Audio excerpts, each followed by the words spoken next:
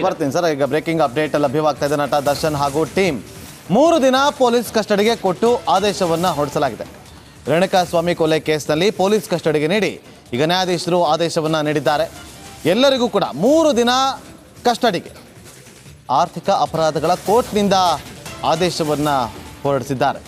ನ್ಯಾಯಾಧೀಶರಾದಂಥ Vishwanath C Goudar ಅವರಿಂದ ಆದೇಶವನ್ನು ಹೊರಡಿಸಿರುವಂಥದ್ದು. ಈಗ 3 ದಿನ ಕಸ್ಟಡಿ ಕೊಡಲಾಗಿದೆ. ಸುನಿಲ್ ಕುಮಾರ್ ಅವರು ಎಕ್ಸ್ಪ್ಲೇನ್ ಮಾಡ್ತಾ ಇದ್ರು. ಸಂಜನಾ ಗಲ್ರಾಣಿ, ನಿಮ್ಮ ಒಂದು 5 ನಿಮಿಷ ಮತ್ತೆ ನಿಮ್ಮ ಹತ್ರ ವಾಪಸ್ ಬರ್ತೀನಿ, ಹೇಳಿ ಕಂಟಿನ್ಯೂ ಮಾಡಿ. ಯಾಕೆ ನೋಡಿ ಸರ್, ಈಗ ಸುನಿಲ್ ಹೇಳ್ದಂತೆ ಒಂದು ಕೊಲೆ ಪ್ರಕರಣ, ಸಾಕ್ಷ್ಯ ನಾಶ ಮಾಡೋದು, ಮತ್ತೊಂದು ಕಡೆ kidnap, wrongful confinement, criminal conspiracy ಬರುತ್ತೆ, ಕ್ರಿಮಿನಲ್ ಕಾನ್ಸ್ಪಿರಸಿ 34 ಅಪರಾಧೀಕೃತ ಸಂಚನ ಈಗ ಮಾಡಿದ್ದಾರೆ. ಒಂದು ಕ್ರಿಮಿನಲ್ ಕೇಸ್ನಲ್ಲಿ ಭಾಗಿಯಾಗೋದು ಒಂದಾದ್ರೆ ಅದ್ರ 10 ಪಟ್ಟು ಹೆಚ್ಚು ಸಾಕ್ಷಿಗಳನ್ನು ನಾಶ ಮಾಡೋದು. ಆದರೆ ಎಲ್ಲೋ ಒಂದು ಕಡೆ ಇವತ್ತು ನಮ್ಮ ಜನಗಳಿಗೆ ಅದು ಗೊತ್ತಿಲ್ಲ. ಅದು ಏನಾಗಲ್ಲ, ಏನೇ ಮಾಡೋದು ಸರಿ ಹೋಗ್ಬಿಡುತ್ತೆ ಅಂತೇಳಿ ಒಂದು ಕಾನೂನು ಟೈಟ್ ಹಾಕಬೇಕಾ ಅಥವಾ ಪೊಲೀಸರು ಅದನ್ನು ಟೈಟ್ ಮಾಡಿಸ್ಬೇಕಾ? ಆ್ಯಂಡ್ ಅದರ ಜೊತೆಗೆ ಇನ್ನೂ ಒಂದು ಜನರಿಗೆ ಎಲ್ರಿಗೂ ಒಂದು ಕ್ವಶನ್ ಇದೆ. ಇದು ತುಂಬ ಸೆಲೆಬ್ರಿಟಿ ದರ್ಶನ್ ಅವರು ಈಸಿಯಾಗಿ ಈ ಕೇಸ್ನಲ್ಲಿ ಆಚೆ ಬರ್ತಾರೆ ಅನ್ನುವಂಥದ್ದು. ಆ್ಯಂಡ್ ಅವರೇ ಮಾಡಿದ್ದಾರೆ ಅಥವಾ ಅವ್ರು ಇನ್ವಾಲ್ವ್ ಆಗಿದ್ದಾರೆ ಅನ್ನುವಂಥನ್ನ ನೀವು ಹೆಂಗೆ ಹೇಳ್ತೀರಾ ಅನ್ನುವಂಥ ಒಂದು ಕ್ವಶನ್ನ ಕೇಳ್ತಾರೆ. ಸೊ ನಾನು ಎರಡು ಕಡೆಯಲ್ಲಿ ಒಂದು ಜುಡಿಷಿಯಲ್ ಆ್ಯಂಗಲ್, ಇನ್ನೊಂದು ಪೊಲೀಸ್ ಆ್ಯಂಗಲ್. ಸೊ ಯಾವ ರೀತಿ ಮುಂದಕ್ಕೆ ಹೋಗುತ್ತೆ ಸರ್ ಈ ಕೇಸ್ನ? ಒಂದು ಅಲ್ಲ, ಈಗ ಅದು ಮುಂದಿನ ಹೇಳಕ್ಕೆ ಬರೋದಲ್ಲ. ಇದು ಕೇಸ್ ನಡಿಬೇಕಾದ್ರೆ 2-3 ವರ್ಷ ಹೋಗ್ತದೆ. ಕೇಸು 2-3 ವರ್ಷದಲ್ಲಿ ಅವ್ರು ಸಾಕಷ್ಟು ಟೈಮ್ ಸಿಗ್ತದೆ. ಚಾರ್ಜ್ ಶೀಟ್ ಆದಮೇಲೆ, ಚಾರ್ಜ್ ಶೀಟ್ ಆಗಲಿಕ್ಕೆ ಮಿನಿಮಮ್ 3 ತಿಂಗಳಂತೂ ಬೇಕು. 3 ತಿಂಗಳಾದಮೇಲೆ ಅವರ ಜಾಮೀನು ಸಿಗ್ಬೋದು ಅವ್ರಿಗೆ. 3 ತಿಂಗಳಾದಮೇಲೆ, 3 ತಿಂಗಳಾಗುವವರೆಗೂ ಯಾರಿಗೂ ಜಾಮೀನು ಸಿಗೋದಲ್ಲ. 3 ತಿಂಗಳವರೆಗೂ ಕಸ್ಟಡಿಯಲ್ಲೇ ಇರ್ತಾರೆ. 3 ತಿಂಗಳಾದಮೇಲೆ ಚಾರ್ಜ್ ಶೀಟ್ ಆಗಬೇಕು. ಚಾರ್ಜ್ ಶೀಟ್ ಆದಮೇಲೆ ಏನು ಅದು ಕೇಸು ಗೊತ್ತಿದೆ, ನಮ್ಮ ವಕೀಲರಿಗೂ ಗೊತ್ತಿದೆ. ಕೇಸ್ ನಡಿಬೇಕಾದ್ರೆ ಸುಮಾರು 3 ವರ್ಷ ಕಾಮನ್. ಅಷ್ಟರಲ್ಲೇ ಟೈಮ್ ಸಿಗ್ತದೆ. ಸಿಕ್ಕಾಪಟ್ಟೆ ಎಲ್ಲ ಏನು ಎವಿಡೆನ್ಸ್ ನಾವು ಕಲೆಕ್ಟ್ ಮಾಡಿರ್ತೇವೆ ಎಲ್ಲರನ್ನೂ ಹೋಸ್ಟೈಲ್ ಮಾಡ್ತಾರೆ. ನಡಿ ಈಗ ಶುರು ಮಾಡೋಣ.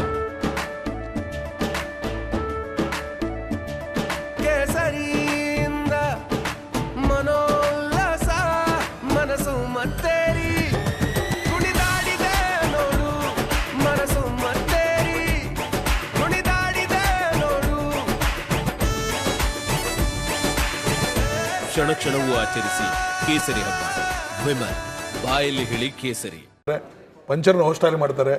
ಆಮೇಲೆ ಕಂಪ್ಲೇಂಟ್ ಯಾರು ಕೊಟ್ಟಿರ್ತಾರೆ ಅವ್ರನ್ನ ಹೋಗಿ ರಿಕ್ವೆಸ್ಟ್ ಮಾಡ್ಕೊತಾರೆ. ಆಗಿದ್ದಾಗಿದೆ, ಹೋಗಿದೆ, ನಿಮಗೇನಾದ್ರು ದುಡ್ಡು ಕೊಡ್ತೇವೆ, ಹೇಗೆ ಮಾಡಿ ರಾಜಿ ಆಗಿ ಪ್ರೆಷರ್ ಹಾಕಿ ರಾಜಿ ಮಾಡಿಸ್ತಾರೆ. ಕೊನೆಗೆ ಕೇಸ್ ಬಿಡುಗಡೆ ಆಗ್ತದೆ.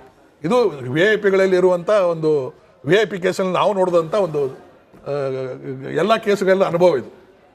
ಯಾವ ಕೇಸನ್ನು ಕನ್ವಿಕ್ಷನ್ ಆಗಿಲ್ಲ ನನ್ನ ಲೆಕ್ಕದಲ್ಲಿ. ನೀವು ಬೇಕಾದಷ್ಟು ಕೇಸ್ ತಗೊಳ್ಳಿ. ಇವನ್ ಆಲ್ ಇಂಡಿಯಾದಲ್ಲಿ ಸಾಕಷ್ಟು ಇವರು ನಮ್ಮ ಸ್ಯಾಂಡಲ್ವುಡ್, ಹಾಲಿವುಡ್ ಆ್ಯಕ್ಟ್ರೆಸ್ಸು ಇನ್ವಾಲ್ವ್ಮೆಂಟ್ ಆಗಿದ್ರು. ಎಷ್ಟೋ ಕೇಸಲ್ಲಿ ಯಾವುದೋ ಒಂದು ಕೇಸ್ ಕನ್ವಿಕ್ಷನ್ ಆಗಿದೆ, ಯಾವುದೂ ಆಗಿಲ್ಲ. ಎಲ್ಲರೂ ಹೊರಗೆ ಬಂದಿದ್ದಾರೆ. ಓಕೆ, ಈಗ ನಮ್ಮೊಂದಿಗೆ ನಿವೃತ್ತ ಪೊಲೀಸ್ ಅಧಿಕಾರಿ ಆಗಿರುವಂಥ ನಾಗರಾಜ್ ಅವರೀಗ ಜಾಯ್ನ್ ಆಗಿದ್ದಾರೆ. ನಾಗರಾಜ್ ಸರ್, ಮಾತಾಡ್ತೀನಿ. ಸಂಜನಾ ಗಲ್ರಾಣಿ ಅವ್ರಿಗೆ ಒಂದು ಪ್ರಶ್ನೆ ಮಾಡಬೇಕು. ಸಂಜನಾ ಗಲ್ರಾಣಿ ಅವರು ಇವತ್ತೊಬ್ಬ ಅಭಿಮಾನಿ ಮಾತಾಡ್ತಾ ಇದ್ದ. ಅವ್ರೊಂದು ಪ್ರಶ್ನೆ ಮಾಡ್ದ, ನಮ್ಮನೆ ಹೆಣ್ಮಕ್ಳಿಗೆ ಆದರೆ ನಾವು ಸುಮ್ಮನೆ ಬಿಟ್ಬಿಡ್ತೀವ, ನಿಮ್ಮನೆ ಹೆಣ್ಮಕ್ಳಿಗಾದರೆ ನೀವು ಸುಮ್ಮನೆ ಬಿಟ್ಬಿಡ್ತೀರಾ ಅಂತೇಳಿ ನಮ್ಮ ಪೊಲಿಟಿಕಲ್ ಬ್ಯೂರೋ ಹೆಡ್ ವಿಜಯ್ ಮಾತನಾಡಿಸ್ಬೇಕಾದ್ರೆ ಈ ಪ್ರಶ್ನೆನ ಮಾಡ್ತಾರೆ. ಇವತ್ತು ಆ ರೇಣುಕಾಸ್ವಾಮಿ ಹೆಂಡತಿ ಗರ್ಭಿಣಿ ಆಗಿದ್ದಾರೆ. ಆ ಹೆಣ್ಮಗು ಕಣ್ಣೀರು ಯಾರು ಹೊರಿಸ್ತಾರೆ? ಹಾಗಾದರೆ ಸೆಲೆಬ್ರಿಟಿಗಳು ಅಂತ ಬಂದಾಗ ಯಾಕೆ ಇದೆಲ್ಲವನ್ನು ಕೂಡ ಯೋಚನೆ ಮಾಡೋದಿಲ್ವಾ?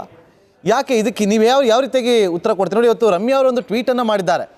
ಈ ವಿಚಾರದಲ್ಲಿ 302 ಕೇಸಲ್ಲಿ ಕಠಿಣ ಶಿಕ್ಷೆ ಆಗಬೇಕು, ಜೀವಾವಧಿ ಶಿಕ್ಷೆ ಆಗಬೇಕು ಅಂತೇಳಿ ಅವರು ಟ್ವೀಟನ್ನು ಕೂಡ ಮಾಡಿದ್ದಾರೆ. ನೀವೇನು ಹೇಳೋದಕ್ಕೆ ಬಯಸ್ತೀರಿ ಒಂದು ಹೆಣ್ಣುಮಗುವಾಗಿ?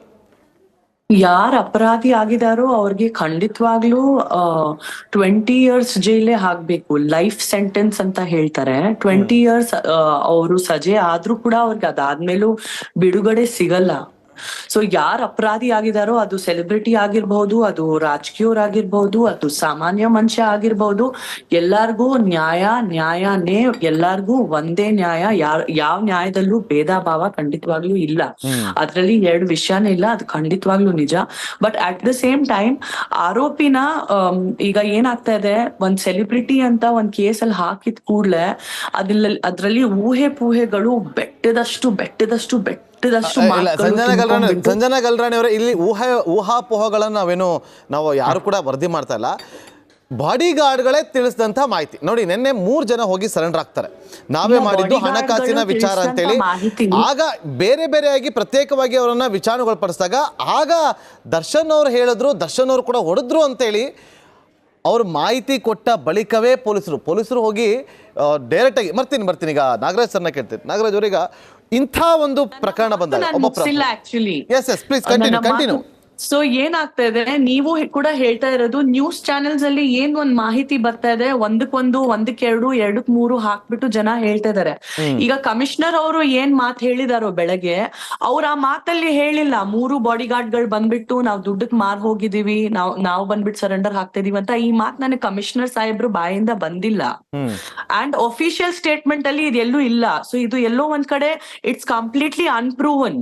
So it is just the talk of the town, English ಅಲ್ಲಿ ಹೇಳ್ತಾರೆ. ಇದು ಒಂದ್ ಕಡೆ ಊಹೆ ಪೂಹೆನೆ. ಅಂಡ್ ನಮ್ಮ ಎಲ್ಲಾರ ಅಭಿಮಾನಿಗಳು ನಾವ್ ಹೇಗ್ ನೋಡ್ತಾ ಇದೀವಿ, ಅಥವಾ ನಮ್ಮ ಕನ್ನಡ ಇಂಡಸ್ಟ್ರಿ ಕುಟುಂಬ ಹೇಗ್ ನೋಡ್ತಾ ಇದೆ ಅಂದ್ರೆ, ದಯಮಾಡಿ ದೇವರೇ ಇದನ್ನ ಒಂದು ಊಹೆ ಪೂಹೆ ಆಗಿ ಈ ಮಾತನ್ನ ಸಾಯಿಸು, ಇದು ನಿಜ ಆಗಿರ್ಬಾರ್ದು ಅಂತ. ನೋಡಿ, ನನ್ ಜೊತೆನೂ ಲೀಗಲ್ ಸಂಘಟನೆ ಲೈಫ್ ಅಲ್ಲಿ ಆಗಿದೆ. ನಾನು ಇವತ್ತು ಆ ಲೀಗಲ್ ಇಶ್ಯೂಸ್ ಇಂದ ಆಚೆ ಬಂದ್ಬಿಟ್ಟು ನಿಮ್ ಮುಂದೆ ಕೂತಿದ್ದೀನಿ.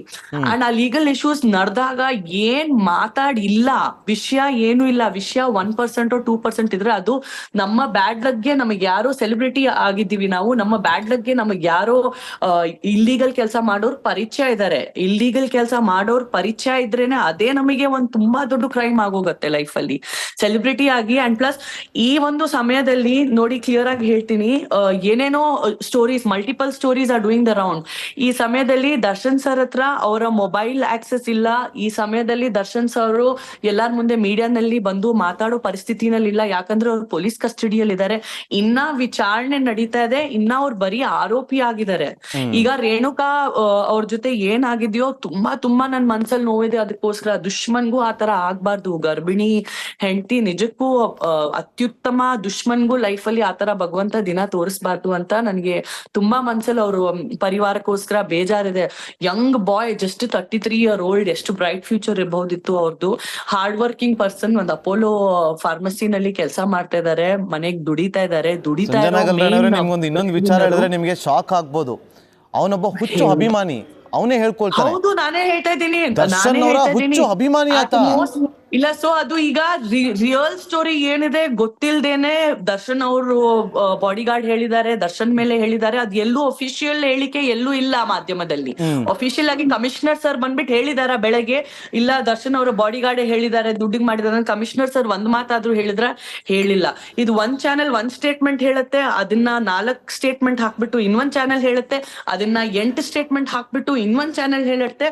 ಮತ್ತೆ ಆ ಕತೆ ಏನ್ ಕತೆ ಇದೆಯೋ, ಆ ನಿಜ ಕತೆ ಬಿಟ್ಬಿಟ್ಟು ಬರೀ ಅದ್ರ ಮೇಲಿರೋ ಬರೀ ಕಟ್ಕೊಂಡು ಹೋಗ್ತಾರೆ. ಸಿನಿಮಾ ಕತೆ ತರ ಬರ್ತೀನಿ. ಸಂಜನಾ ಗಲ್ರಾಣಿ ಅವರು ಮಾತಾಡ್ತಾ ಇದ್ರು, ಬಿಲ್ಡ್ ಮಾಡ್ತಾ ಇದ್ದೀರಾ ಅಂತೇಳಿ. ನಾವು ಯಾವುದೇ ಒಂದು ಅಫಿಷಿಯಲಿ ಸೋರ್ಸ್ ಇಲ್ಲದೆ ನಾವು ಯಾವುದೇ ಒಂದು ಸುದ್ದಿಯನ್ನು ಕೂಡ ಬ್ರೇಕ್ ಮಾಡೋದಿಲ್ಲ. ನಮ್ಗೆ ಅಫಿಷಿಯಲಿ ಅವರು ಅರೆಸ್ಟ್ ಆಗಿದ್ದಾರೆ ಅಂತೇಳಿ ಕನ್ಫರ್ಮ್ ಆಗೋವರೆಗೂ ಕೂಡ ರಿಪಬ್ಲಿಕ್ ಕನ್ನಡ ಒಂದು ಜವಾಬ್ದಾರಿಯುತವಾಗಿ ಕಮಿಷನರ್ ಹೇಳಿದಂತೆ ಪ್ರಶ್ನೆ ಮಾಡ್ತಾ ಇದ್ದಾರೆ, ವಶದಲ್ಲಿದ್ದಾರೆ ಅಂತೇಳಿ.